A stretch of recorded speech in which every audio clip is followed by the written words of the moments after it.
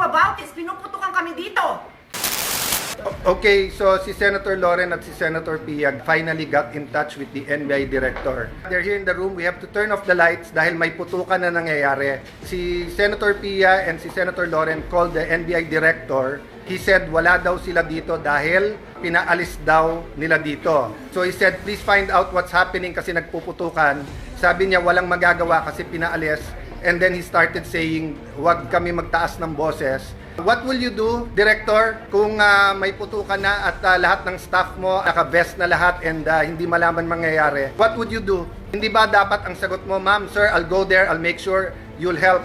That's what I was expecting him to say. When Senator Loren was talking to him very calmly, I said, what are you gonna do about this? Pinuputukan kami dito.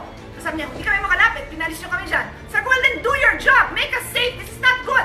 Ma'am, wag mo ako sigawan. Yun lang ang masasabi mo sa akin. Pinuputukan kami, sasabihin mo sa akin, wag kitang sigawan.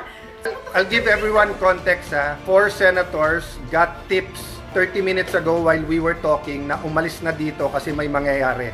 Yung isa kapwa senador, yung iba kung sino-sino nagsabi. So the emotions are high here because bakit kami paalisin? We're waiting for the articles of impeachment and we're having a meeting. Nasabi lang dadating na. Again, no? Kung sino nakikinig from the government, this is the Senate of the Philippines. We are allegedly under attack. The Sergeant of Arms has confirmed na may putukan na dito.